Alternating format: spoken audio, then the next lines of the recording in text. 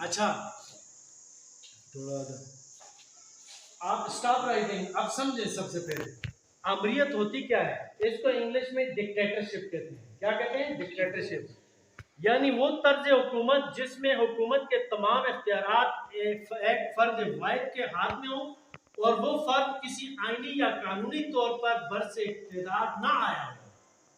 ठीक है, उसे आमिर और उसकी हुकूमत को क्या कहेंगे? आमरियत।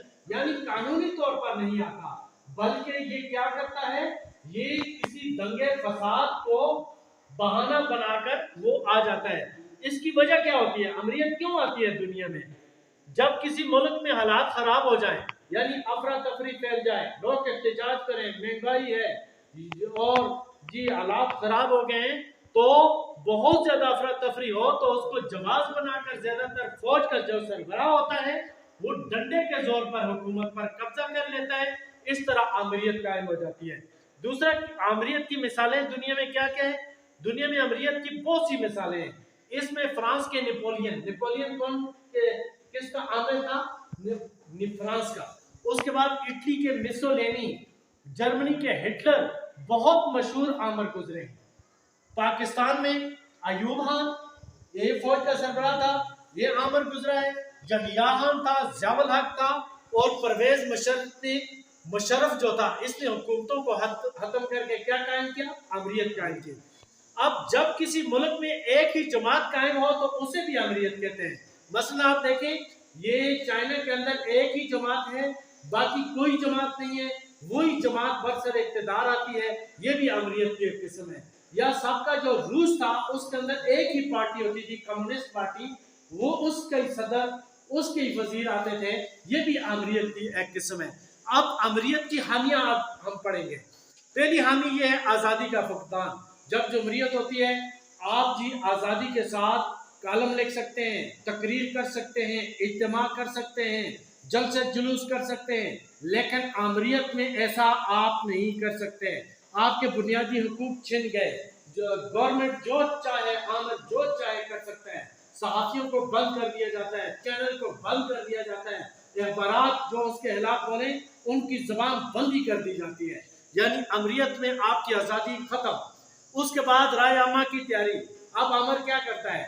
वो अपनी हुकूमत को अच्छा साबित करने के लिए अखबारों में इश्तिहार देगा, टीवी पे इश्तिहार देगा और लोगों से कहेगा ये तो बहुत नेक आदमी है। जिस तरह ज़ियाउल हक था, ज़ियाउल हक ने क्या किया? मैं तो इस्लाम के लिए काम कर रहा हूँ, इस मुल्क के अंदर शरीयत नाफज करूंगा। तो इस तरीके से उसने हुकूमत की। फिर वाहिद जमात की हुकूमत। आमिर जो होता है, एक जमात की हुकूमत होती है, एक ही। अभी मैंने बताया रूस और चाइना की भी मिसाल दी। इसी तरह आमिर जो होता है, जिस तरह अयूब खान आया तो मुस्लिम लीग फंक्शनल कायम करके बाकी जितनी जमातें थी उन पे या तो पाबंदी लगाई या उनको कमजोर कर दिया। ज़ियाउल हक आया तो उसने गैर जमाती बुनियाद, उसने पार्टियों को ही खत्म कर दिया। मुशर्रफ आया तो उसने मुस्लिम लीग काफ कायम करके क्या किया? उसको इस्तेमाल करके हुकूमत करता रहा और 2008 में इस्तीफा देकर चला गया। फिर आगे आता है इख्तियारात का इर्तिकाज। इर्तिकाज कहते हैं एक जगह जमा हो जाना। अब ये अमरीत जो होती है, इसमें इख्तियारात एक शख्स के पास होते हैं, एक ही आदमी स्याह और सफेद का मालिक होता है, सब उसकी मर्जी चलती है, वो जो चाहता है करता है। जिस तरह आप देखें, परवेज मुशर्रफ आया, अमेरिका ने टेलीफोन किया कि भाई हमें अड्डे चाहिए अफगानिस्तान में अटैक करने के लिए, तो उसने एक ही फोन कॉल पे ढेर हो गया और उसने क्या किया कि अड्डे दिए, अफगानिस्तान में ऑपरेशन होता रहा, यहाँ से फौजी गुजरते रहे। इससे पहले सोवियत यूनियन ने जब अफगानिस्तान पे हमला किया तो ज़ियाउल हक ने भी यही किया। उसने कहा जी सोवियत यूनियन आ गया है, अब जिहाद फर्ज हो गया है, यहाँ से मुजाहिदीन और ये जितने भी थे ये काम हुए। और उसके बाद जैसे ही रशिया के टुकड़े टुकड़े हुए तो अमेरिका ने पाकिस्तान पे पाबंदियां लगा दी। अच्छा, आगे चलते हैं। आगे अफसरशाही। अफसरशाही कहते हैं ब्यूरोक्रेसी को। ब्यूरोक्रेसी क्या होती है? बड़े बड़े अफसर, सेक्रेटरी, आपके विफाकी सेक्रेटरी या सूबाई सेक्रेटरी जो होते हैं, हर महकमे का सेक्रेटरी होता है। जिस तरह स्कूल का जो school elementary and secondary education का सेक्रेटरी है, और सेक्रेटरी तिजारत है, सेक्रेटरी दाखिला है, सेक्रेटरी खारजा है, ये लोग अमरीत को तकवीत देते हैं, उनकी मर्जी के मुताबिक ये अमल करते हैं। उनकी मर्जी के मुताबिक काम करते हैं और ज्यादा गवर्नमेंट इन्हीं की वजह से चलती है। अगला पॉइंट आता है जी आर्जी इस्तेकाम।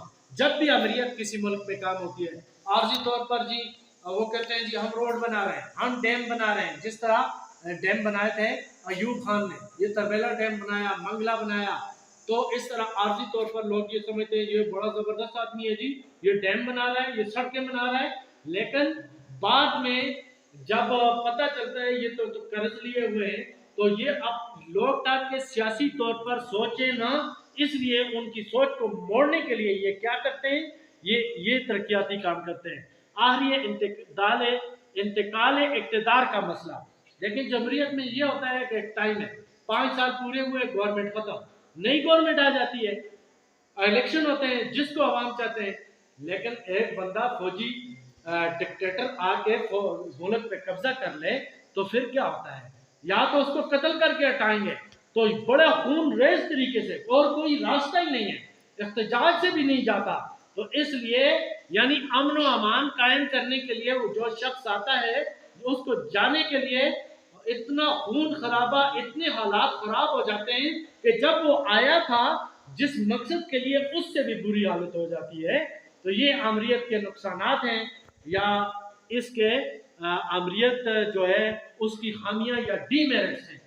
और इंशाल्लाह नेक्स्ट हम पढ़ेंगे इसकी खूबियां भी है, और वो खूबियां क्या है इंशाल्लाह नेक्स्ट पीरियड में आपको मैं बताऊंगा। ठीक है जी।